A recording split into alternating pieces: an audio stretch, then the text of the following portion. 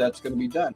So yeah, double check with your landowners if you're hunting on somebody else's property. Double check, just verify that you're good to go. You hear the local people that make the news every day, 7 days a week on the big 1520 AM, 92.3 FM, and 106.5 FM WHOW, and on your easy choice for soft hits, 95.9 FM WEZC.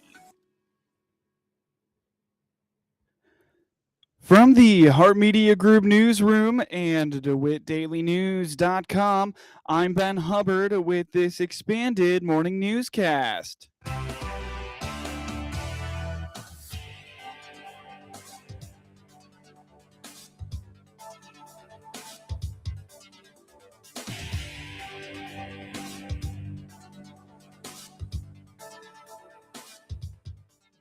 Good morning and thanks for being with us. I'm your host today, Ben Hubbard. The news is brought to you by Baum Chevy Buick in Clinton, your Silverado headquarters, as well as Connexus, offering fiber internet in Clinton. Click their icon on DeWittDailyNews.com to find out more. 2026 could be a momentous year for the city of Clinton, with some big decisions on the horizon. Clinton Mayor Helen Michalossi says the ongoing saga of the search for a city hall, police, and fire station location is hopefully soon to have a conclusion so they can move forward with those projects. I feel like we're moving a little closer to being able to identify some sites for some of these things, and I have reached out USDA and other funding. I've had some very positive conversations with them in the last 10 days. So I think we're edging closer to being able to say, this is where we want to put it, and we're going to have to figure out how to come up with this much money to make that happen. But I do feel like we're having conversations weekly now with folks about where can they go and with grant funders to see how we may start. I'm hoping the first part of February to start a pre-application process for grant funding. And these grant funders will work with, if we, do the bond route or do, loan program, they will work with that funding source so that we end up with the best deal possible. Sure. They've extended, many of the grant funders federally have extended their time from 30 years to 40. We're looking at February. They're going to drop my information I received this week. They're going to drop the interest rate on federal loans probably in February. So it's a great time to be saying, here's what we know we need. We are still working with an architectural firm about what it looks like, what's needed. So I feel like we're inching closer. Looking back to 2020, or looking to 2026, Mayor Michalossi is excited about the potential of a new citywide cleanup program called Block by Block. She indicates this would rely on either contributions from donors in the community or budgeted money, but the goal is to rally volunteers to help homeowners make simple improvements to their property that they may struggle with for one reason or another. I think we're going to continue to work at cleaning up the community. I also am very excited about a program that we're going to call, I think, Block by Block Clinton. And that will be a program where the city will invest a little money and property owners, homeowners can reach out. We'll have an application process. They can be approved, and we will come to their property with volunteers and do things like tearing out bushes and trees, laying down some mulch or ground cover that they need, planting some bushes, basically cleaning up and upgrading their property. And they may not be able to do that themselves physically or economically, but we could come in and do that. I worked with this group in Macon County for a few years. It makes a big difference, and it's really helpful to homeowners. I think we're going to jump in and create an application process, in my opinion. And please remember, I'm one of 5 votes on the city council. I think if money is being attached to it, absolutely. But if we could just start the application process this spring so that by summer we're actually able to work on some homes, then it is sort of self-fulfilling. And also sometimes businesses and companies like to contribute to the process as well, either through their workforce for a day or financial support. I am hopeful it will be budgeted in the city budget for the first year that we can find. Even if we do 5 homes, Seth, this year, even if we had $5,000 and spent $1,000 per home, it would be a great start and a good way to kick it up and go. The mayor is also excited about the work being done by the committee that has formed planning for the America 250 celebration. We'll have more on that with the mayor and city administrator Tony Harris later this week at the Heart Media Group. Coming up shortly on this expanded newscast, Social Security promotes ABLE program. The Low-Income Home Energy Assistance Program, or LIHEAP, applications would often have to wait weeks in order to get the appointment they need. But it seems to no longer be the case, at least for this year. Brianne Titus with Community Action indicates that LIHEAP funds are being distributed for the 2026 budget year, and appointment wait times for applicants have been significantly less this year. LIHEAP is fully underway. We do have appointments still available. I was just in the calendar the other day scheduling an appointment, and there are some that are same day, if not next day appointments, which is unheard of because our staff has just been busting through them. And so it's a week to 2 weeks out. So you can get an appointment even same day. We do all of the appointments over the phone. So it's convenient if you work or you're disabled and can't get out of your home. We do them all over the phone. So it's under 30 minutes and you can get the assistance that you need for your bill. And I think a lot of it is because we're doing those phone appointments. And so they are just more efficient and more effective because we kind of prepare that person ahead of time to say, hey, this is the information you're going to need. Make sure you have it readily available with you so that you can recite that information over the phone. Because you have situations that happens, especially if our clients are working like, oh, I didn't get off in time. And then I was running late for the appointment. And then it kind of puts everybody behind where this is just, you don't have to worry about them coming in and sitting down and having the whole thing and then doing all that. It's just, we're doing them so much quicker. And so that's making us go through the appointments faster and be able to help more people. Titus explains that people often worry about their electric bills less in the winter due to temperatures too cold for Ameren to disconnect their electricity. Unseasonable warm snaps can lull people into a false sense of security. I think we get to this time of the year and, there's two things that can happen during January. One, they stop disconnecting temporarily due to weather and temperature or our odd weather that we're having right now, which I'm not complaining because I'm not a cold weather person, but people get this mindset like, oh, it's not that cold outside. I can probably go without paying my bill because if I happen to get disconnected, I'll be okay. It's not freezing cold outside or whatever. So they kind of start to get comfortable with that. Here's the problem with that. You get to the point where you kind of just don't worry about it.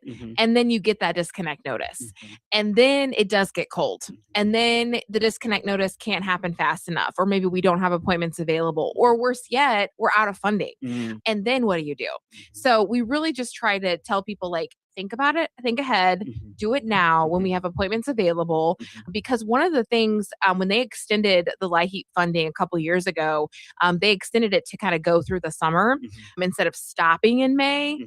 Well, the last couple of years, we've run out of money before the end of the program has been over because we were helping so many people. And so then people wait until June, July when the AC is on and the AC is high and the bill is high again.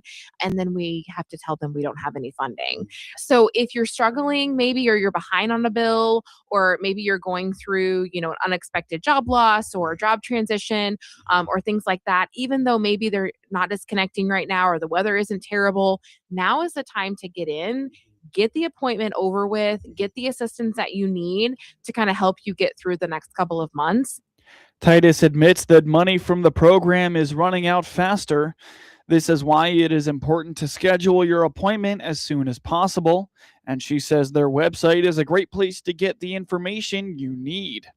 And so we're spending the money faster because we're helping more people on a quicker cycle. And so that's why we're able to do that. But our staff is amazing. We have really 3 full-time staff members that do appointments on a consistent basis for all 5 of their counties, and they just knock it out of the park every time. So our website is a great place to start for this program in particular, because it has all of the information you need to know if you qualify. So you can go on the website capsule.info, and it will actually tell you what the income requirements are per household. So you can look at it and go, oh, I qualify. Oh, no, I don't. And then you can actually start the application process on our website and send that information through live chat, email our program director, which her email address is on the website, or you can actually text the information to us. So that really speeds up the process. Sure. If you have questions, you can always call at 217-732-2159. If you go to our Facebook page, you can also look for the LIHEAP, and it has a link to book your own appointment. So you don't even have to call the book. You can actually book the appointment online yourself. That's convenient for you. Find income guidelines and start your LIHEAP application by visiting capsule.info. Learn more by finding Community Action on Facebook or by calling their Lincoln office at 217-732-2159. You're listening to the WHOW Morning Show. Let's take a quick break with a word from our sponsors. Experience the power of better connection with Connexus Fiber Internet. Connexus delivers ultra-fast, reliable speeds to keep you connected at the speed of life. Whether you're working from home, streaming your favorite shows, or gaming with your friends, Connexus has you covered. Say goodbye to buffering and dropped calls and say hello to fiber fast internet. Ready to upgrade your connection? Sign up today by clicking the Connexus icon at DeWittDailyNews.com. Nothing connects us like Connexus. Happy New Year from all of us here at Baum Chevrolet Buick in Clinton and Farmer City. This is Scott Baum. Most of our customers trade for a different SUV or truck because their needs change each year. That's good because we have transportation options for you. Plus, we need your trade. Our selection of top quality, pre-owned trades come from you. Come see our ever-changing Chevrolet and Buick inventory today. Chevrolet, together, let's drive. BaumChevyBuick.com, right from the start. News time is 20 minutes after the top of the hour. You're listening to the WHOW Morning Show. Social Security highlights a program that allows people with disabilities to save without losing access to important benefits. While not directly under the umbrella of offerings by Social Security, Jack Myers indicates it also comes with tax benefits like tax-free growth and withdrawals when used for qualified disability expenses. Now ABLE itself is not directly related to Social Security. So what that stands for is it's the Achieving a Better Life Experience program. But the reason that I'm bringing it up today is kind of through the lens of our SSI program, the Supplemental Security Income Program. SSI benefits are needs-based. So, in order to qualify for benefits through SSI, if you're under age 65, you have to have a disability, but you also have to be financially in need. So you can only have so much income, and then there's also a pretty low asset limit. For an individual, it's $2,000. For a married couple, it's $3,000. So, in order to qualify for that SSI program, you really can't have a whole lot of money. Well, that's where the ABLE program comes into importance.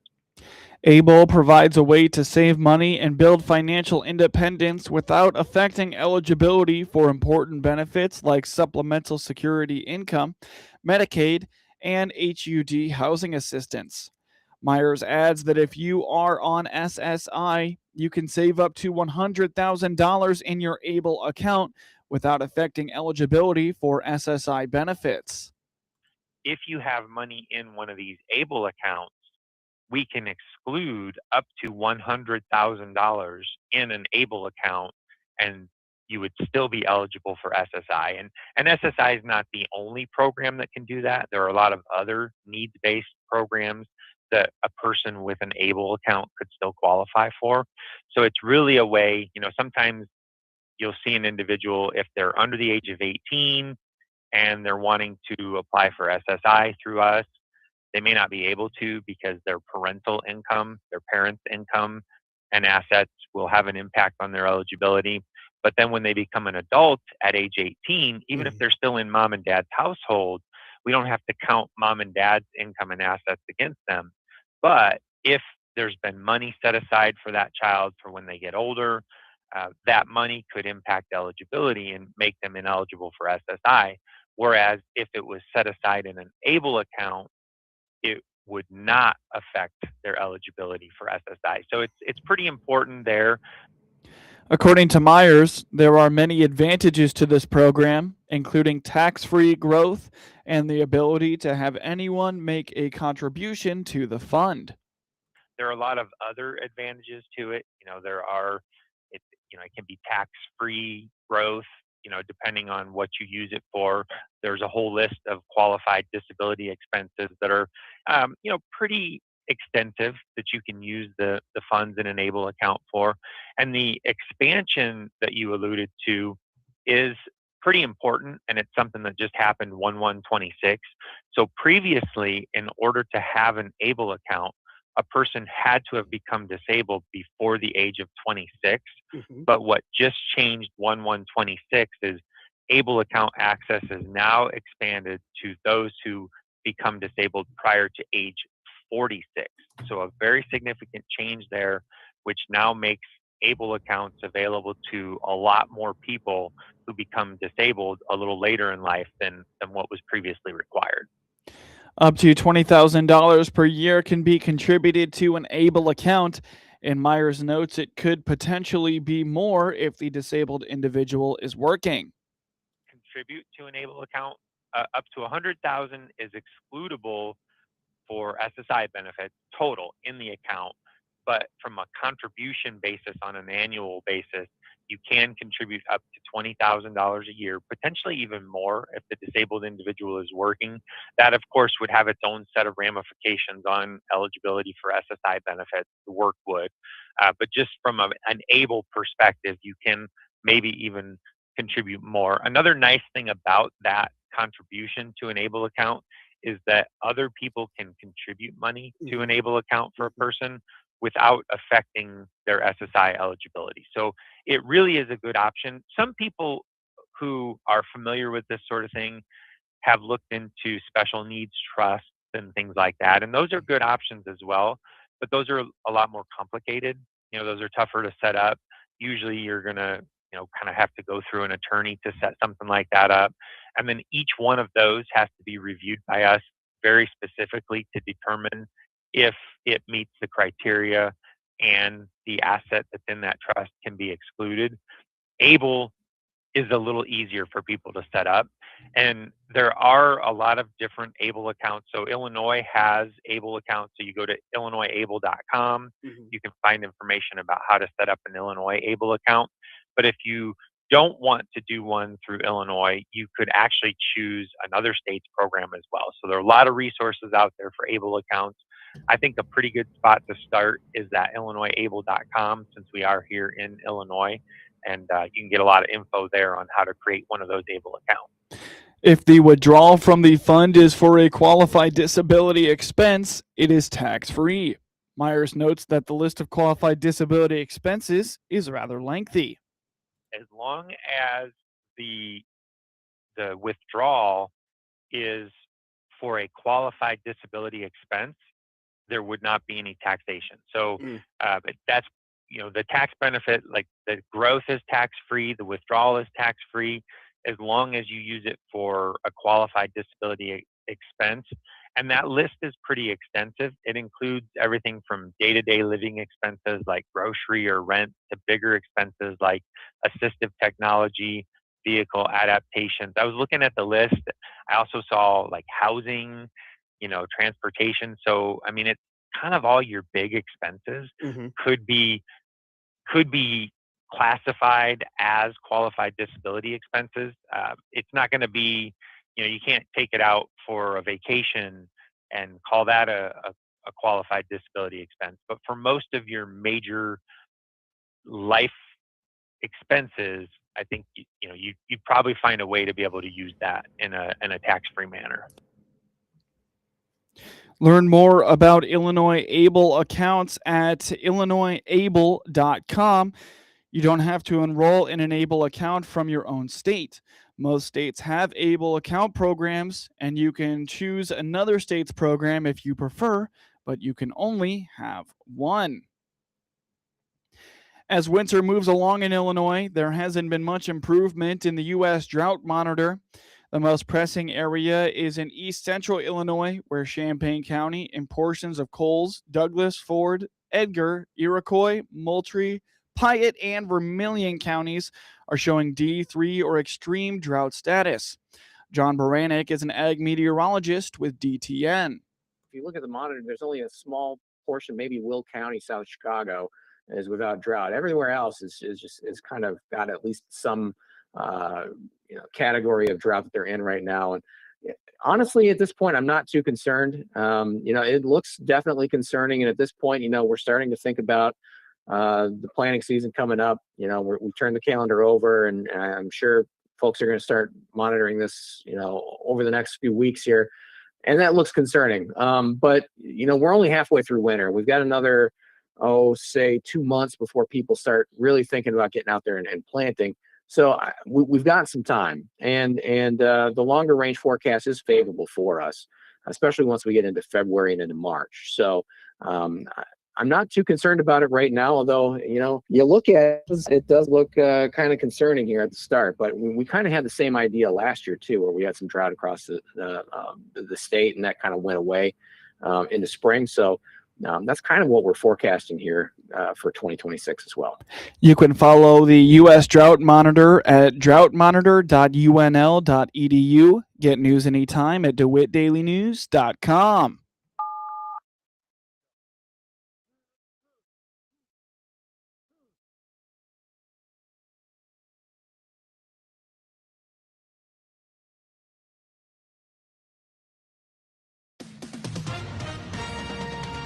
With SRN News, I'm Rich Thomason in Washington.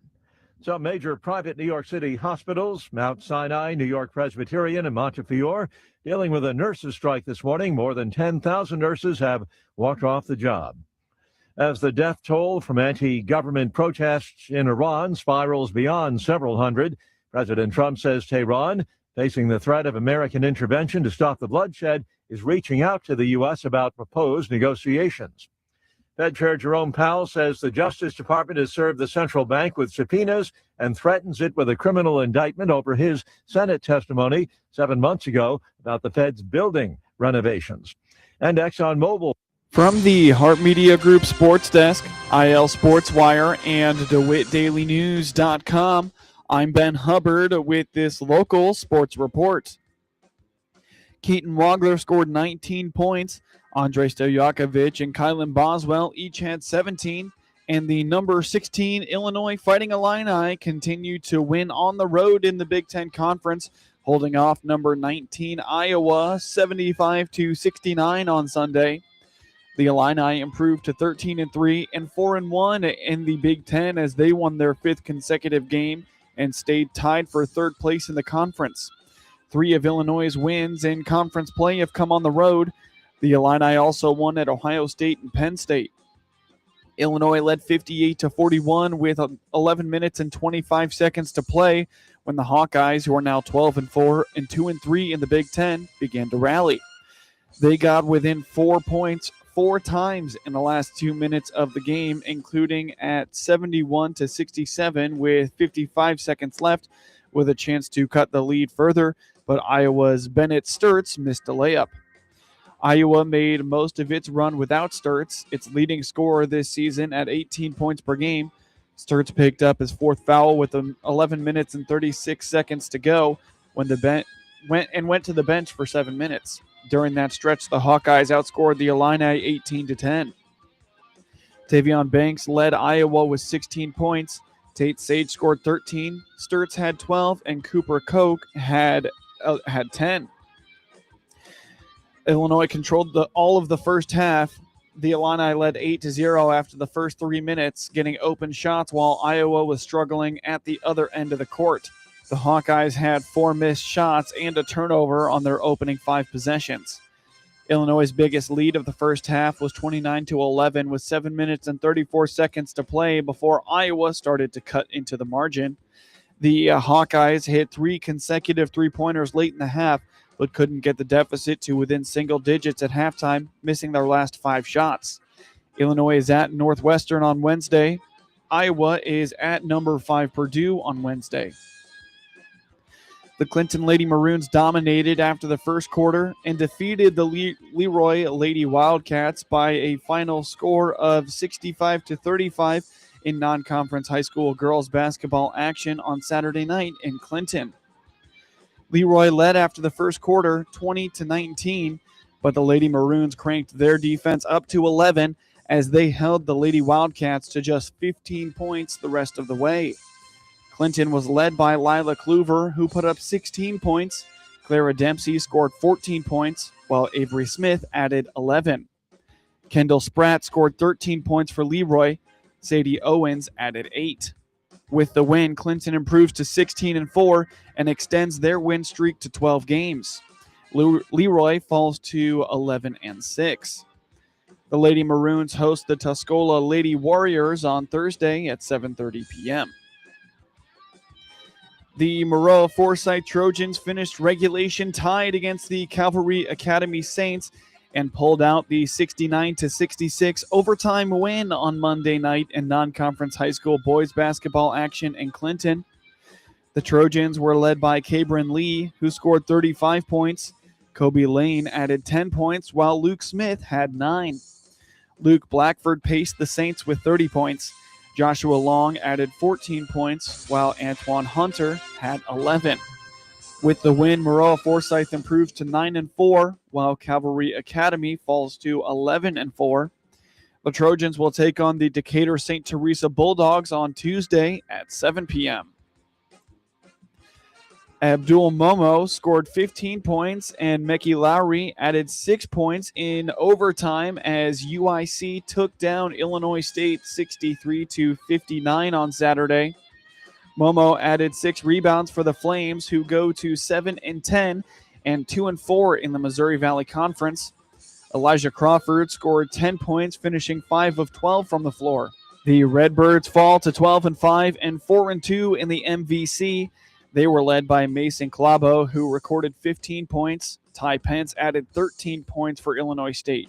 Johnny Kinziger also had 11 points, 5 assists, and 2 steals. Henderson scored 7 points in the first half for UIC, who led 28-25 at the break. UIC was outscored by 3 points in the second half, and the teams finished regulation tied at 51. Lowry finished 2 of 2 from the field on the way to 6 points in overtime. Jaquan Johnson's 17 points helped Bradley defeat Northern Iowa 75-69 on Saturday. Johnson had 6 rebounds and 5 assists for the Braves, who improved to 12-6 and 5-2 in the Missouri Valley Conference. Ahmet Janovic added 16 points while shooting 5 of 7 from the field and 6 for 7 from the line and had 9 rebounds. Alex Huberges shot 3 for 8, including 2 for 6 from beyond the arc to finish with 10 points. Trey Campbell led the Panthers in scoring, finishing with 18 points. The Panthers fall to 12-5 and 4-2 in the MVC. Ben Schweiger added 12 points and 10 rebounds for Northern Iowa. Leon Bond III finished with 11 points, 7 rebounds, and 2 steals. Bradley went into halftime ahead of Northern Iowa 40-37. Huberges scored 8 points in the half. The second half featured 8 lead changes and was tied 5 times before Bradley secured the victory. Johnson scored 11 second-half points to help seal the win. Zion Fruster scored 19 points as Eastern Illinois beat Tennessee State 74-70 on Saturday. Fruster added 5 assists for the Panthers, who go to 6-10 and 3-3 in the Ohio Valley Conference. Cooper Jacoby scored 14 points and added 5 rebounds and 3 steals. Preston Turner shot 4 of 7, 4 of 5 from three-point range, and 2 of 3 from the free throw line to finish with 14 points. Khalil London led the way for the Tigers, who fall to 10-6 and 4-2 in the OVC with 23 points. Travis Harper II added 18 points and 6 rebounds for Tennessee State. Carlos Williams finished with 11 points and 2 blocks.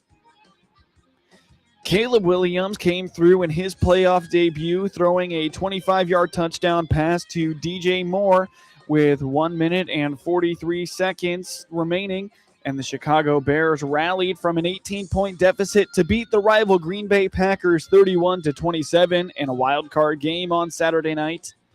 Chicago trailed 21-3 at halftime and 21-6 through three quarters, only to outscore Green Bay 25-6 in the fourth on its way to its first playoff win in 15 years. After Williams connected with Moore to give the Bears their first lead since it was 3-0, Jordan Love led Green Bay into Chicago territory, but on third down and at the 28, he dropped the snap, scrambled, and heaved a pass to the end zone with no time left. Jaquan Brisker deflected the ball. The Bears will now host a divisional round game next weekend against the LA Rams. Chicago pulled within 21-16 on DeAndre Swift's 5-yard run early in the fourth quarter. The Packers responded with rookie Matthew Golden breaking 3 tackles and leapfrogging a fourth defender on a 23-yard catch and run for his first career touchdown, making it 27-16. Brandon McManus missed the extra point wide left. The Bears went 76 yards with Williams throwing an 8-yard touchdown pass to Olamide Zaccheaus and hitting rookie Colston Loveland for the 2-point conversion to make it 27-24 with 4 minutes and 18 seconds remaining. The Packers then drove to the Chicago 21 only to come away with nothing when McManus missed Ride White on 44-yard field goal attempt. The Bears responded with a go-ahead touchdown drive. Williams delivered after a shaky start, throwing 361 yards and 2 late touchdowns. He completed 24 of 48 passes and was intercepted twice. Loveland caught 8 passes for a career-high 137 yards for the Bears, who had closed the regular season with tight losses to San Francisco and Detroit. Jordan Love threw for 323 yards and 4 touchdowns after missing the final 2 regular season games. Romeo Doubs, Christian Watson, and Jaden Reed each had touchdown catches in the first half. Tyron Hopper stopped a threat in the third quarter when he intercepted a backpedaling Williams near the goal line. The Packers start the offseason while the Bears host a divisional round game against the Los Angeles Rams. Kobe White scored 22 points, Ayodosumu had 20, and the Chicago Bulls beat the Dallas Mavericks 125-107 on Saturday night to snap a 3-game losing streak. The Bulls put 7 players in double figures, outscored the Mavericks 38-8 in fast break points, and never trailed. Nikola Vucevic and Matas Buzelis each added 15 points as Chicago shot 51.5% from the field. The Mavericks began the game without the injured Anthony Davis and lost coach Jason Kidd midway through the first quarter of it after he was ejected for arguing with referee Scott Foster. Ryan Nembhard had 16 points and 6 assists for the Mavericks. Rookie star Cooper Flagg finished with just 11 points and 1 rebound, shooting 4 for 13. Kidd appeared to be angry as he wasn't allowed to challenge a goaltending call against Max Christie. Foster called 2 technical fouls and ejected Kidd. The Mavericks trailed by 8 points at the end of the period, and the game got away in the second. A 13-2 run extended a 7-point lead to 59-41 on Buzelis' fast break layup with about 4 minutes remaining in the half. The Bulls blew it up in the fourth with a 21-4 surge, turning a 10-point game into a 115-88 lead, their biggest of the game. The Mavericks host Brooklyn on Monday. The Bulls visit Houston on Tuesday. Drew Comesso made 37 saves for his first NHL shutout and victory. Connor Bedard set up the first 2 goals, and the Chicago Blackhawks beat the Nashville Predators 3-0 on Saturday night. Called up from Rockford of the American Hockey League on Friday with Spencer Knight and Arvid Soderblom fighting illnesses, Comesso made his first NHL start of the season that night in a 5-1 home loss to Washington. The 23-year-old former Boston University star rebounded against the Predators in his 4th career NHL appearance. Bedard played his second game after missing 12 because of a shoulder injury. Tyler Bertuzzi scored his team-leading 23rd goal and had an assist, and Nick Lardis and Ryan Green added goals to help Chicago, playing its lone road game in an 8-game stretch, win for its 4th time in 5 games. Bertuzzi connected on a power play at 6 minutes and 41 seconds of the second period, knocking the puck into the open right side of Bedard's nifty cross-crease feed. Chicago got the man advantage when Roman Josi was called for holding Oliver Moore. Lardis scored with 8 minutes and 59 seconds left in the third, taking a pass from Bedard in the high slot and firing a wrister past goalie Giuseppe Saros. Bertuzzi then set up Green's empty netter. Saros stopped 18 shots. The Blackhawks host the Edmonton Oilers on Monday night. Mitch Marner had a goal and an assist in his 700th career game. Mark Stone tied the Vegas Golden Knights record with a goal in his 7th straight game, and Vegas defeated the St. Louis Blues 4-2 on Saturday night for its 3rd straight win. Jack Eichel and Shea Theodore, who had been out since December 13th because of an upper body injury, also scored for the Golden Knights. Akira Schmid stopped 17 shots. Robert Thomas had a goal and assist for the Blues, and Jake Neighbors scored the other goal on a power play. Jordan Binnington finished with 21 saves as St. Louis lost its 3rd straight. Stone kept his scoring streak alive with an empty net goal with 2 minutes and 24 seconds left to tie the club record set by Max Picciardi in 2021. Blues defenseman Philip Broberg, who earlier in the day signed a 6-year, $48 million contract extension, suffered an upper body injury just 1 minute and 35 seconds into the game and did not return.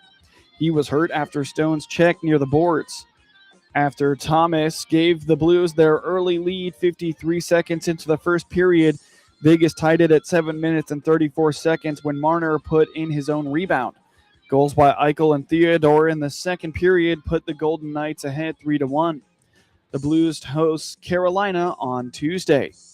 Get highlights of your local high school programs by finding IL SportsWire on your preferred social media platforms, and get local sports anytime at DeWittDailyNews.com. This is staff meteorologist Jennifer Wojcicki with your regional radio forecast. Daytime highs approaching 45 today under mainly clear.